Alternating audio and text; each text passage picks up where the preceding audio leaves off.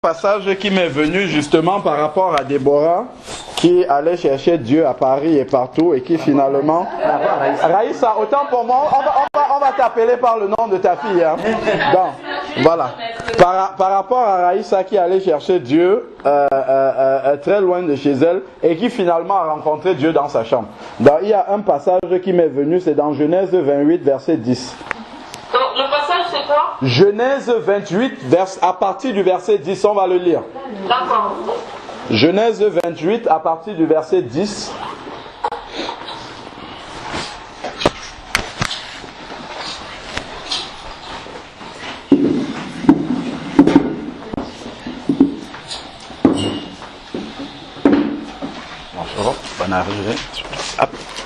Alors, Genèse 28, à partir du verset 10. C'est intitulé chez moi la vision de l'échelle. C'est bon, Raïssa, tu écoutes? Oui, c'est bon. Voilà, alors Jacob partit de Beersheba et s'en alla à Haran. Il atteignit un endroit où il passa la nuit car le soleil était couché. Il prit l'une des pierres de l'endroit et il la plaça sous sa tête, et il se coucha à cet endroit. Il eut un rêve. Voici qu'une échelle était dressée sur la terre, et son sommet touchait le ciel. Et les anges de Dieu y montaient et descendaient. Or, l'Éternel se tenait au-dessus d'elle, et il dit: je suis l'Éternel, le Dieu d'Abraham, ton père, et le Dieu d'Isaac. Et le Dieu d'Isaac, la terre sur laquelle tu es couché, je te la donnerai à toi et à ta descendance. Ta descendance sera innombrable comme la poussière de la terre, et je t'étendrai de l'ouest à l'est, au nord et au sud. De toutes les familles de la terre seront bénies en toi et en ta descendance. Donc en fait ici, dans ce passage-ci, Jacob quelque part pensait qu'il était abandonné du Seigneur et que le Seigneur était très loin de lui. Et le Seigneur lui a donné ce songe-là.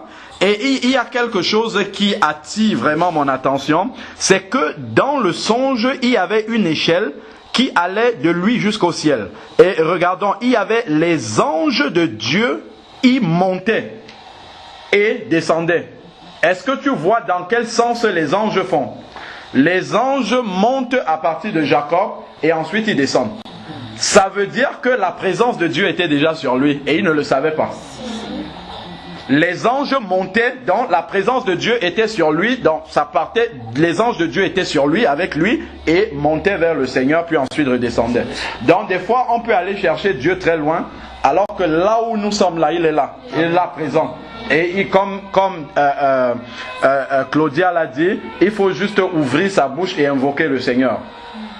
Et le Seigneur nous répond là où nous sommes. Donc comme on a dit, ce qui est important, c'est la rencontre personnelle avec Dieu.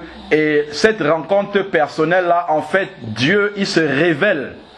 On peut parler de Dieu comme ça aux gens, mais Dieu se révèle personnellement à chacun. Et la révélation personnelle de Dieu, c'est celle-là qui transforme. Parce que les gens peuvent te parler de Dieu, mais quand tu as expérimenté Dieu personnellement, c'est pas la même chose. C'est pas la même chose du tout. Et effectivement, comme on l'a vu encore, et ça va être important aussi pour Christian, quand tu as Dieu personnellement, même si le Seigneur ne t'accorde pas la grâce de marcher dans une assemblée, tu marches avec Dieu, c'est le plus important déjà. Et Dieu fera le reste. Et ça, c'est très important. Amen.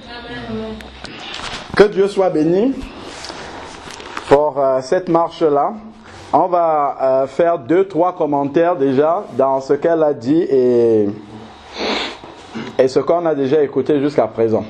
Amen. Bon, alors, L'église, c'est l'église de Jésus, d'abord. Si un homme vous dit qu'il a une église, il faut partir en courant. C'est le seul propriétaire de l'église, c'est Jésus. Alain Patrick n'a aucune église, du tout, du tout. Donc ça, c'est la première chose. Et mais bon, on comprend. La sœur est nouvellement convertie, elle n'a pas encore le langage, le vocabulaire approprié. Donc on comprend bien. Mais effectivement, il faudrait qu'on puisse... nous qui avons déjà les premiers pas, quand on voit un enfant marcher à côté de nous, et s'il tombe, on le tient par la main, on le relève, on lui dit la prochaine fois ne mets pas ton pied comme ça, redresse-le. Amen. Donc en fait, la sœur a dit qu'elle cherchait une église. Bon, il n'y avait pas à chercher l'église, parce que l'église c'est toi. Tu vois, l'église ce sont des personnes. Hein? L'église c'est pas un lieu. Ce sont vraiment des personnes qui sont nées de nouveau. On a parlé d'une rencontre personnelle avec Jésus. Donc c'est l'ensemble vraiment des personnes qui ont expérimenté cette rencontre personnelle-là avec Jésus et qui ont reçu l'Esprit de Dieu en eux. Et quand ils ont reçu l'Esprit de Dieu, ils sont devenus une nouvelle créature, ce qu'on appelle la nouvelle naissance. Et donc il y a quelque chose aussi que j'ai pu déceler, c'est que souvent on mélange le baptême et la nouvelle naissance. On mélange les deux, on ne situe pas très très bien comment ça se passe. En fait, en réalité, qu'est-ce qui se passe? On prend acte 2, verset 38, on va voir comment ça marche. C'est très simple.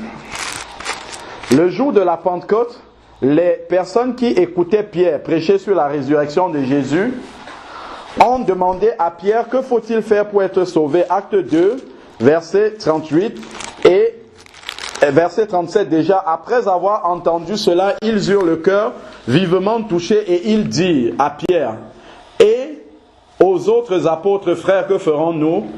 Pierre dit, repentez-vous et que chacun de vous soit baptisé.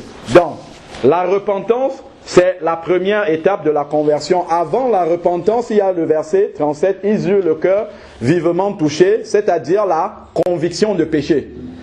Conviction de péché, c'est-à-dire on réalise qu'on est pécheur et qu'on est perdu. C'est ce que nous dit Romains 3, verset 23, tous ont péché et sont privés de la gloire de Dieu. Romains 6, au verset 23, nous dit le salaire du péché, c'est la mort. Donc on réalise que là où nous sommes morts. Donc si on meurt physiquement à ce moment-là, c'est l'enfer assuré. Donc par contre, la suite du verset 6 du verset 23 de Romains 6 nous dit, mais le don gratuit, c'est ça, hein, en Jésus, c'est la vie éternelle. C'est ça, hein, mais le don gratuit de Dieu, c'est la vie éternelle en Jésus-Christ, notre Sauveur. C'est ça même la bonne nouvelle. C'est que nous étions perdus et le Seigneur est mort pour nous. Donc, lorsque nous nous repentons, première chose, donc, si quelqu'un dit qu'il est né de nouveau et qu'il n'est pas repenti, c'est qu'il n'est pas né de nouveau. C'est la première chose. Donc, ensuite, une fois qu'on est repenti de ses péchés, il faut maintenant confesser Jésus comme Seigneur et Sauveur, accepter Jésus comme Seigneur et Sauveur. Parce que la repentance, qu'est-ce qu'elle fait? Elle nettoie notre cœur et puis maintenant notre cœur est vide. Il est propre. Il peut recevoir maintenant ou Dieu ou un autre esprit. Hein? C'est ça. Hein? C'est pour ça qu'une fois qu'on est repenti, il faut accepter Jésus. Romains 10, verset 9 nous dit, celui qui confesse de sa bouche le Seigneur Jésus et qui croit dans son cœur que Dieu l'a ressuscité d'entre les morts, il sera sauvé. Donc il faut confesser Jésus de sa bouche. Lorsqu'on confesse Jésus de notre bouche, spirituellement, après la repentance, bien entendu, spirituellement, ce qui se passe, c'est que l'Esprit de Dieu vient habiter à l'intérieur de nous et produit la nouvelle naissance. Donc, dès cet instant-là, nous sommes nés de nouveau. Maintenant que nous sommes nés de nouveau, immédiatement après, acte 2, verset 38, Pierre dit « Et que chacun de vous soit baptisé ». Donc, le baptême vient sceller la nouvelle naissance, en fait. Le baptême vient concrétiser la nouvelle naissance. dont le baptême c'est le complément obligatoire une fois que cette vie nouvelle là commence. C'est pour ça que il ne faut pas traîner lorsque on est né de nouveau, il ne faut pas attendre. Lorsque on voit même dans la parole de Dieu, toutes les personnes qui recevaient cette vie nouvelle étaient immédiatement baptisées. On n'attendait même pas le lendemain pour les baptiser. Pour ceux qui recevaient le Seigneur la nuit, on peut voir avec le geôlier qui était dans la prison avec Paul et Silas. Hein. C'est dans Acte 16, verset 27. Acte 16, verset 27, le geôlier se réveilla. Donc ça, c'est quand Paul et Silas chantaient. Alors, verset 26, tout à coup, il se produisit un grand tremblement de terre, au point où les fondements de la prison furent ébranlés. Acte 16, verset 26. Au même instant, toutes les portes s'ouvrirent et les chaînes de tous les prisonniers se détachèrent. Le geôlier se réveilla et lorsqu'il vit les portes de la prison ouvertes, il tira son épée. Il allait se tuer pensant que les prisonniers s'étaient enfuis. Mais Paul cria d'une voix forte, « Ne te fais aucun mal, nous sommes tous ici. » Alors le geôlier demanda de la lumière, entra précipitamment et tomba tout tremblant devant Paul et Silas. Il les mena dehors et dit, « Seigneur, que faut-il que je fasse pour être sauvé ?» Il répondit, « Crois et tu seras sauvé, toi et ta famille. » Et ils lui annoncèrent la parole. Vous avez vu, croire, mais ensuite ils ont annoncé la parole. Et dans la parole là, il y a, tu dois te repentir. Voilà, donc c'est ça. Ils lui annonçaient la parole afin qu'il puisse croire, non pas intellectuellement, mais avoir une vraie foi biblique. Parce que la foi biblique vient de la parole de Dieu. Quand on entend la parole de Dieu, cela produit quelque chose dans notre cœur, comme dans Acte 2, 38 là. Donc ensuite, qu'est-ce qui se passe? Verset 32, et il lui annonçait la parole, ainsi tous ceux qui étaient dans sa maison, et ainsi qu'à tous ceux qui étaient dans sa maison, il les prit avec lui. Regardez la suite du verset. À 7 heures même de la nuit, lava leur plaie et aussitôt il fut baptisé. La nuit même. Même pas, le jour ne s'est même pas levé. La nuit même, il fut baptisé. Donc, pour que la nouvelle naissance soit complète, il ne faut pas attendre. Une fois qu'on a la possibilité de se faire baptiser, il faut immédiatement sauter dans l'eau et puis être baptisé. Pourquoi? Parce que lorsque on naît de nouveau, on a reçu l'Esprit de Dieu en nous.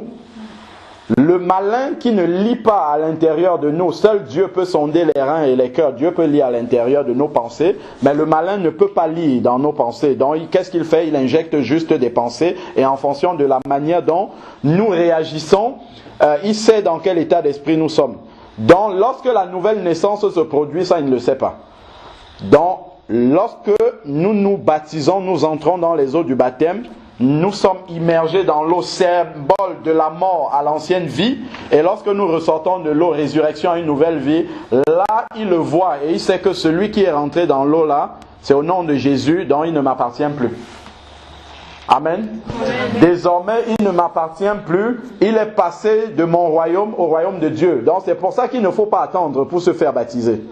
Et là, maintenant, quand le malin prend acte comme ça, là, quand tu vas te placer devant lui et tu vas dire, au nom de Jésus, sors, il va obéir parce qu'il sait maintenant qu'il doit avoir peur. Ça, c'est la première chose. Ça, c'est pour ça que c'est une des raisons pour lesquelles les apôtres ne traînaient pas pour baptiser les gens.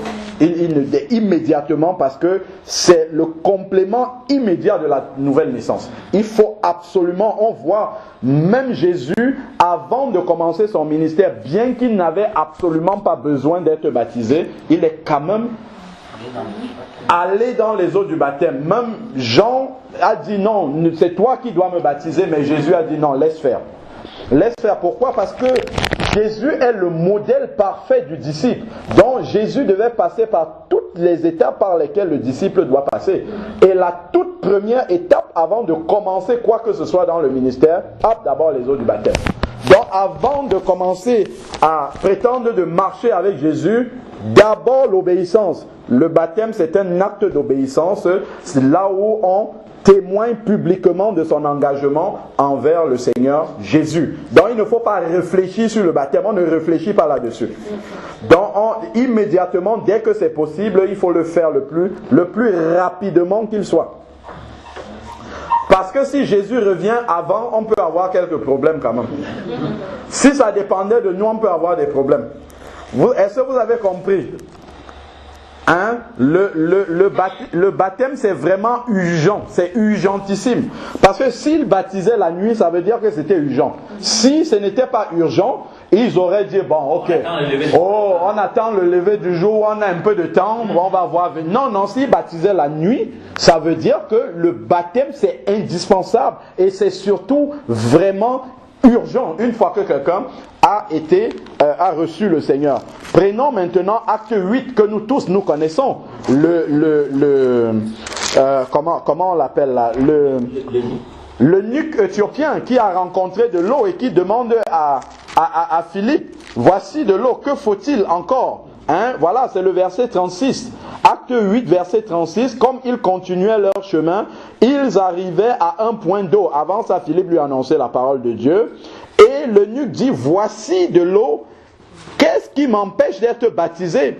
Philippe lui dit, si tu crois de tout ton cœur, cela est possible. Donc la seule chose, c'est de croire de tout son cœur. Quand on parle de croire de tout son cœur, c'est pas un cœur souillé qui croit, c'est un cœur repenti qui croit. Amen. Donc il y a la repentance qui passe avant. Donc, si tu crois de tout ton cœur, c'est la seule condition. Il n'y a pas à aller suivre des cours de catéchisme. C'est juste de croire, se repentir de ses péchés et accepter Jésus comme Seigneur et Sauveur. Et on est baptisé immédiatement. Si on tourne, regardez l'apôtre Paul, acte 9, la suite. La même chose, lorsque Ananias est venu rencontrer Saul de Tarse, alors verset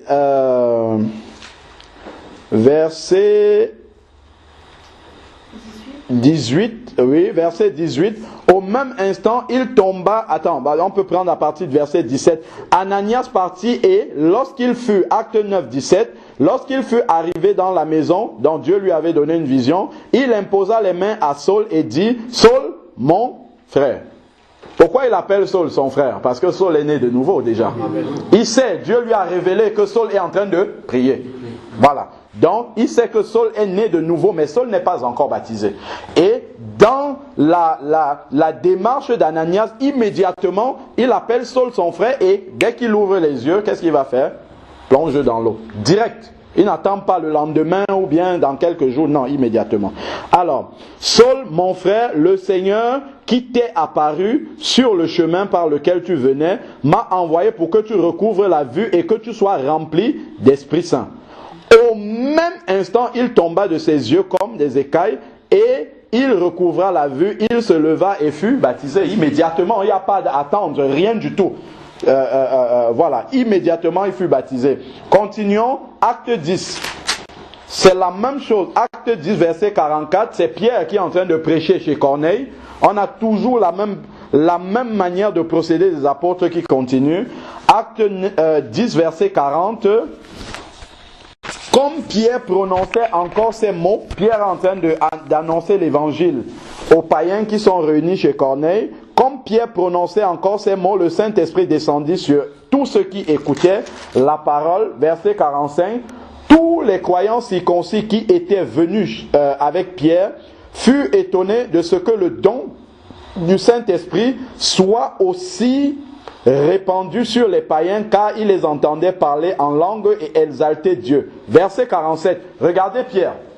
Regardez la réaction de l'apôtre ici. Alors Pierre reprit, peut-on refuser l'eau du baptême? Immédiatement, quand il réalise que quelqu'un est converti, il ne va pas chercher de midi à 14h. C'est, est-ce que on doit le baptiser immédiatement là? Et c'est ça. Est-ce que, alors, peut-on refuser l'eau du baptême à ceux qui ont reçu le Saint-Esprit aussi bien que nous? Il ordonna de les baptiser au nom de Jésus. Donc il n'y a même pas un temps d'attente là-dessus. Immédiatement, ils ont reçu la parole de Dieu instantanément. Dans la suite, ils sont baptisés. Si on prend Acte 19, la même chose, même démarche. Là, c'était Pierre. Ensuite, on a vu Philippe avec l'eunuque éthiopien. Ici, on a vu l'apôtre Pierre. Là, maintenant, on va voir Paul. Voilà des apôtres différents, mais comme ils ont le même esprit, ils ont la même façon de réagir. Donc, devant cette circonstance-là, Acte 19, verset 1. Pendant qu'Apollos était à Corinthe, Paul, après avoir traversé les hauteurs du territoire, se rendit à Éphèse. Il rencontra quelques disciples. Si ce sont des disciples, ça veut dire qu'ils sont nés de nouveau. Voilà. Alors, et leur dit, avez-vous reçu l'Esprit Saint quand vous avez cru? Ils lui répondirent, nous n'avons même pas entendu dire qu'il y ait un Esprit Saint. Il dit, quel baptême avez-vous donc reçu? Immédiatement, vous n'avez pas le Saint-Esprit, ça veut dire que vous n'êtes pas baptisé, ou bien il y a un problème avec votre baptême. Il dit, quel baptême avez-vous donc reçu? Il répondit, le baptême de Jean, verset 4. Alors Paul dit, Jean a baptisé du baptême de repentance. Il disait au peuple de croire en celui qui venait après lui, c'est-à-dire en Jésus. Sur ces paroles, vous voyez, immédiatement, il dit une parole et sur ces paroles, il fut baptisé. C'est-à-dire, là où Paul était, il a juste cherché un coup d'eau à côté, hop, les eaux du baptême. Il faut surtout se demander, mais pourquoi les apôtres, conduits par le Saint-Esprit, avec cette manière urgente-là de baptiser les gens? C'est parce qu'il y a une importance par rapport au baptême. C'est quelque chose de capital. Jésus est passé dans les eaux du baptême, ensuite il a été dans le désert, et là il a été tenté par le malin. Et la parole maintenant la parole que Jésus a confessée a eu une autorité sur le malin. C'est vrai que Jésus, dès sa naissance, avait déjà l'autorité sur le malin, parce que Jésus est Dieu, mais dans la manière dont les choses sont agencées, dans le chemin que Jésus a tracé, il y a quelque chose qu'on doit voir là pour le disciple. C'est que Jésus a été baptisé. D'abord, quand on lit dans Luc, allons-y, prenons le parcours de Jésus. On va voir la marche, les étapes de la vie du disciple au travers de la vie de Jésus. Luc 1, verset 35. Qu'est-ce qu'il nous est dit? Luc chapitre 1, verset 35. Au travers de la marche de Jésus, on va voir exactement comment le disciple doit marcher, comment est-ce que le disciple doit grandir. Et Jésus est passé par ces étapes, bien qu'il n'en avait pas besoin. Mais comme Jésus est Emmanuel, Dieu en chair, Dieu au milieu des hommes, il devait nous montrer par sa vie les différentes étapes par lesquelles le disciple doit marcher. Alors, verset 35, Luc 1, 35, l'ange lui répondit, c'est à Marie, le Saint-Esprit viendra sur toi et la puissance du Très-Haut te couvrira de son ombre. C'est pourquoi le saint enfant qui naîtra sera appelé Fils de Dieu. Amen. Donc, Jésus est né par la puissance du Saint-Esprit. Et ça, c'est exactement la nouvelle naissance pour le chrétien. Ça correspond à la nouvelle naissance. Jésus, lui, il est né directement par la puissance du Saint-Esprit. Et comment est-ce qu'on le sait? Prenons Jean 3. Quand Jésus parle avec Nicodème, il lui parle de la nouvelle naissance. Je nous passe le début et on peut lire directement à partir du verset 5. Jean 3, verset 5. Jésus lui répond à Nicodème, en vérité, je te le dis, si un homme ne naît d'eau et d'esprit, donc s'il ne reçoit pas le Saint-Esprit, il ne peut voir le royaume de Dieu. Donc la nouvelle naissance est produite par l'Esprit de Dieu qui vient habiter à l'intérieur d'un cœur, d'un corps. Voilà. Donc ça produit la nouvelle naissance et ça correspond à la naissance de Jésus par la puissance du Saint-Esprit. Jésus n'est jamais né de nouveau, hein. C'est pas ce que je suis en train de dire, mais je suis simplement en train de dire que au travers des étapes de la vie de Jésus, on voit la correspondance dans la vie d'un disciple, d'un pécheur perdu qui devient un enfant de Dieu. Donc la naissance par l'Esprit qui correspond à la naissance directe de Jésus, pour nous disciples, ça correspond à la nouvelle naissance. Ensuite, Luc chapitre 4, verset 20, chapitre 3, autant pour moi. Chapitre 3, verset 21. Tandis que tout le peuple se faisait baptiser, Jésus fut aussi baptisé. Donc, deuxième étape du disciple, c'est le baptême. Une fois qu'il est né de nouveau, comme Jésus est rentré dans les eaux du baptême, de la même façon, le disciple aussi doit passer par les eaux du baptême. Alors, ensuite, qu'est-ce qui se passe? Une fois qu'on est baptisé, et pendant qu'il priait, le ciel s'ouvrit, l'Esprit Saint descendit sur lui sous la forme corporelle d'une colombe. Ça, c'est l'image du baptême dans le Saint-Esprit. Donc, après le baptême d'eau, le baptême dans le Saint-Esprit, souvent le Seigneur décide d'inverser s'il veut dans certaines vies. Donc, après, il faut demander le baptême dans le Saint-Esprit au Seigneur. Comme nous savons, c'est Dieu qui donne le baptême dans le Saint-Esprit. C'est ce que, comment on l'appelle, Jean-Baptiste disait, on pourra lire après. Donc, comme une colombe, et il vint une voix du ciel qui dit « Tu es mon fils bien-aimé ». La voix dans le ciel, elle vient à quel moment après le baptême? « Tu es mon fils bien-aimé ». Donc la confirmation que nous sommes véritablement enfants de Dieu, intégrés dans la famille des enfants de Dieu qu'on appelle le corps de Christ, il faut passer par les eaux du baptême. Voilà pourquoi c'est indispensable. Il faut passer par les eaux du baptême. Quand Jésus est sorti des eaux du baptême, là, on a entendu cette voix qui dit « Celui-ci est mon fils ». Là, nous sommes devenus des enfants de Dieu. Tel que nous dit Jean 1, verset 12, « À tous ceux qui l'ont reçu, elle a donné le pouvoir de devenir enfants de Dieu ». On peut aller lire ça, hein, Jean 1, verset 12 et suivant. Et on va voir encore une précision dans ce verset. Jean 1, verset 12, je parle de l'évangile de Jean. « Mais à tous ceux qui l'ont reçu » quoi? La parole de Dieu. Elle a donné le pouvoir de devenir enfant de Dieu. Donc on ne naît pas un enfant de Dieu, on le devient. À ceux qui croient en son nom et qui sont nés non du sang, ni de la volonté de la chair, ni de la volonté de l'homme, mais de Dieu. Qui sont nés de Dieu, nés du Saint-Esprit, qui ont reçu l'Esprit de Dieu. Et après, une fois que c'est complété par le baptême d'eau, là, Dieu dit, celui-ci est mon fils. Ça, c'est mon enfant. Voilà, donc c'est une confirmation et l'autre est aussi là pour entendre cette déclaration du Seigneur. Hein. L'autre, on comprend de qui je parle. Il est là aussi parce que c'est une déclaration publique. De la même façon que Colossiens 2 nous dit que Jésus, verset 14, 15 et suivant, Jésus les a livrés, pas dans une chambre, mais publiquement en spectacle. Donc, à ce moment-là, ce verset-là devient vrai dans notre vie. C'est public aussi lorsque nous témoignons cet engagement-là de marcher avec le Seigneur au travers justement de notre baptême. Amen. Ça, c'est quelque chose d'important. Le baptême n'est pas facultatif. Pas du tout. C'est quelque chose de très urgent. C'est ce qu'on est en train de dire. Donc, c'est pour ça, si je prends la peine que nous nous arrêtions là, c'est surtout pour nos bien-aimés qui ne sont pas encore baptisés. Il ne faut même pas réfléchir une minute sur la question du baptême. Je suis en train de vous le dire. Moi, j'ai réfléchi 6 mois sur le baptême. Après être né de nouveau. Parce que avant, j'étais dans une religion où on m'avait mis quelques gouttes d'eau sur la tête. Et étant né de nouveau, je pensais que c'était ça le baptême.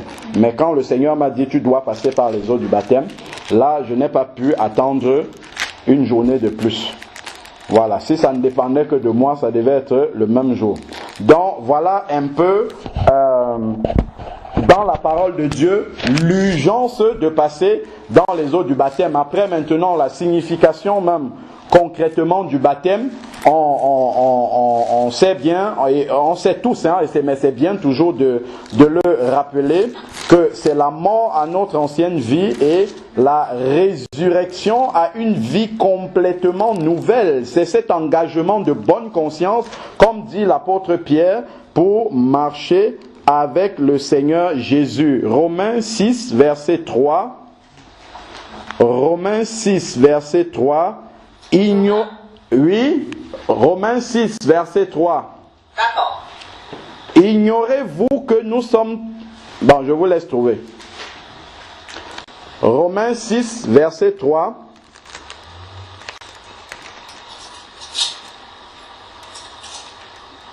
Ignorez-vous que nous tous qui avons été baptisés en Jésus-Christ, c'est en sa mort que nous avons été baptisés, nous avons été ensevelis, donc l'ancienne vie est enterrée. Donc le baptême, c'est un enterrement. C'est l'enterrement de l'ancienne vie avec lui par le baptême, afin que, donc il faut d'abord que l'ancienne vie soit enterré, et il dit afin que, donc ça veut dire que il y a une conséquence à cet enterrement là, afin que comme Christ est ressuscité d'entre les morts par la gloire du Père, de même nous aussi nous marchions en nouveauté de vie. Donc marcher réellement, concrètement, pratiquement en nouveauté de vie, c'est une conséquence de l'enterrement de l'ancienne vie. Et le baptême est la matérialisation de l'enterrement de cette vie-là. Et spirituellement, l'enterrement se passe au moment de la repentance. Donc, il y a une partie spirituelle qui se passe au moment de la repentance, et il y a une partie manifeste physique qui se passe au moment du baptême d'eau. Et ça, ces deux-là, nous devons absolument les avoir dans notre vie autant que cela est possible et dépend de nous. Donc, il ne faut pas attendre pour recevoir le baptême. Le plus rapidement, je répète encore, il faudrait que nous le fassions. Amen. Amen. Je vais poursuivre d'abord jusqu'à la suite, jusqu'à la fin. Et ensuite, on va passer aux questions.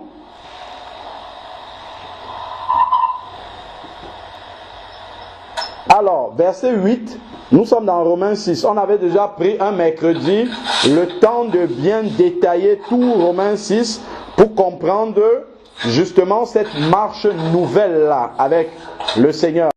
Alors, verset 8, Romains 6, 8. Or, si nous sommes morts avec Christ, nous croyons que nous vivrons aussi avec lui. Sachant que Christ ressuscité d'entre les morts ne meurt plus, et ainsi de suite, la mort ne domine plus sur lui. Donc, on comprend bien que le baptême qui est ce symbole de cette mort-là est une étape capitale, parce que après il faut vivre avec Christ, comme Christ est ressuscité d'entre les morts, nous ressortons des eaux du baptême avec cette vie nouvelle-là. Et même quand Jésus a parlé à Nicodème dans Jean 3, il parle de naître d'eau et d'esprit.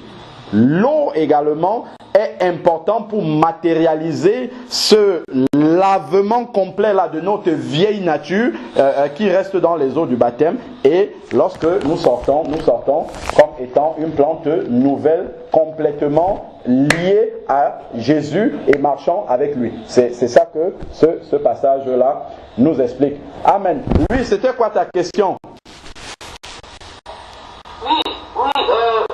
Ma question en fait c'était en fait j'ai pas eu besoin de beaucoup de choses pour le Ok, d'accord. Bon. Il y a les envies que nous avons et il y a la parole de Dieu. Amen.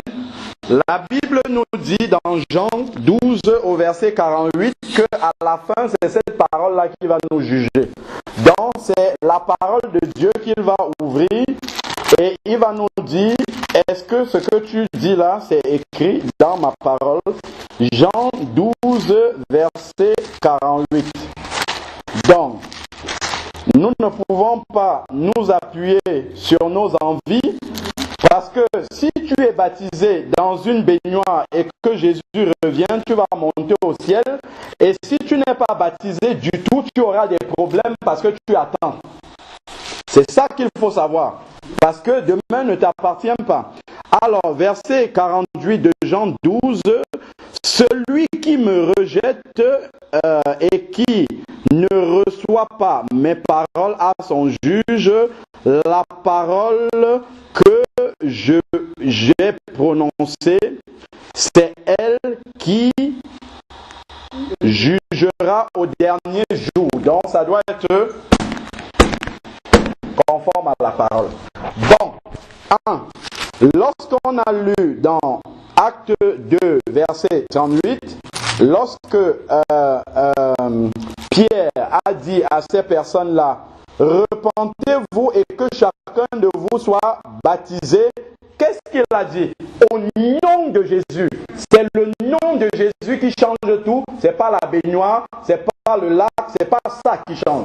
C'est le nom de Jésus. Parce qu'il a le nom au-dessus de tout nom. C'est ça qui fait le baptême. C'est pas la baignoire, c'est pas la piscine, c'est pas les éléments naturels. Il faut que l'être humain se détache de ce qui est naturel. Nous rencontrons Dieu en esprit, pas au travers des éléments de la nature. C'est pas ça qui fait quelque chose. C'est l'esprit de Dieu qui fait quelque chose. Donc, c'est le nom de Jésus qui fait en sorte que spirituellement, quand on trempe quelqu'un dans l'eau et qu'on prononce ce nom-là, ça a de l'effet. C'est ça qui est le plus important. Si nous nous attachons maintenant à ces... Il y a même des frères qui m'ont demandé, non seulement ils sont convaincus qu'il faut plonger les gens à l'extérieur forcément, mais en plus de ça, ils se disent qu'il faut être baptisé dans le Jourdain même. Si ce n'est pas dans le Jourdain, le baptême n'est pas valable. Il y a un frère qui m'a demandé, est-ce que tous les eaux du monde entier communiquent avec le Jourdain?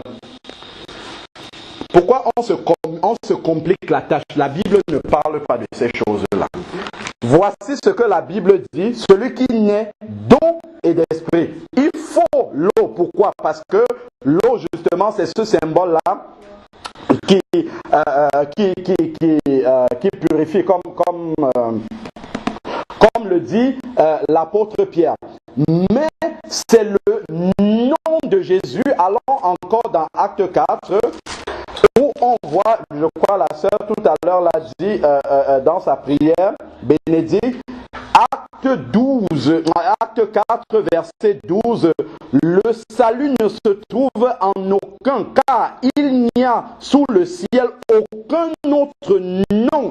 Attention, parce que ça c'est une erreur très grave de penser que les éléments de la nature ont une influence. Non, c'est le nom de Jésus. Car il n'y a sous le ciel aucun autre nom parmi les hommes par lequel ils devront être sauvés. Donc c'est le nom de Jésus qui est la chose la plus importante. Lorsque nous avons lu dans Acte 16, le geôlier qui a été baptisé la nuit, la Bible ne précise pas si c'était dans un cours d'eau, si c'était chez lui ou pas du tout. Et si tu fais des recherches, va sur Internet et tape Domus Ecclesiae. C'est en fait la dernière maison autant pour moi, la dernière maison dans laquelle les chrétiens se réunissaient avant l'époque de Constantin, où on a commencé à construire les bâtiments et les gens sont allés se réunir là-bas. La dernière maison où les chrétiens se réunissaient avant la période de Constantin, on a les plans de cette maison-là sur Internet. Ça a été retrouvé en Syrie, il y avait un baptistère là-bas. Donc, même les derniers chrétiens, ils baptisaient à l'intérieur des maisons. Ça, c'est donc, il faut bien comprendre où est le plus important. Si on peut se baptiser dehors, tant mieux, c'est bien, on le fait, gloire à Dieu. Mais si on ne peut pas, il ne faut pas que ça soit un frein. Il ne faut pas que ça soit un blocage parce qu'on a des comptes à rendre à Dieu pour ça. Il faut vraiment faire très très attention parce que j'insiste beaucoup parce que je sais que il y a des personnes même qui sont retournées dans les eaux du baptême parce que leur premier baptême c'était dans une baignoire. Il faut faire attention à ça. Ça, ce sont des hérésies qui n'ont aucune justification biblique. Absolument aucune. Donc, le plus plongé, voilà, immergé, parce qu'il y a un enseignement spirituel là-dedans. Mais quel enseignement spirituel y a-t-il entre la baignoire et le coup d'eau? Aucun. Il n'y a absolument aucun fondement spirituel qu'on peut soutenir et dire voilà la différence entre les deux. Pas du tout.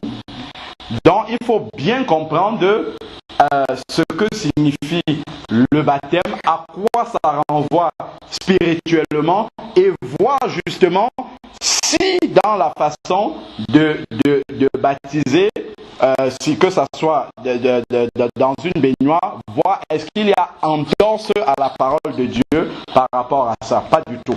Donc voilà un peu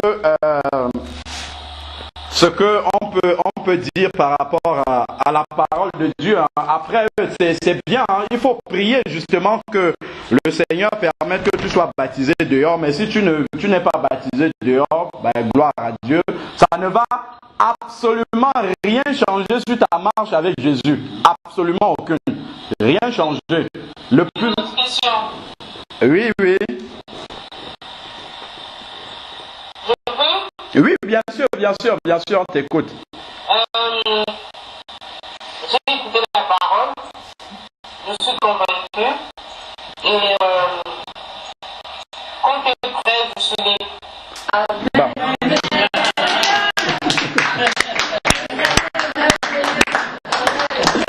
Amen, amen, amen. Gloire à Dieu. Que tout... Amen, amen. Amen, amen, amen. Amen, amen. C'est le Seigneur lui-même qui convainc par sa parole. Je vais juste lire un verset pour le soutenir, hein, parce que nous devons toujours nous appuyer sur la parole de Dieu. 2 Timothée 3,16 dit: toute écriture est inspirée de Dieu, utile pour enseigner, pour convaincre, pour redresser, pour éduquer dans la justice, afin que l'homme de Dieu soit adapté et préparé à toute œuvre bonne. Amen. Donc ce n'est que la parole de Dieu. On peut parler ici longtemps pour te convaincre, ça ne va rien faire, mais c'est la parole de Dieu qui convainc. Amen. Amen. Voilà. Donc, amen. Merci beaucoup pour le complément. Celui qui croira et qui sera baptisé. Amen. C'est un verset très important. Donc si nous oublions le et qui sera baptisé, voilà. Amen. Amen.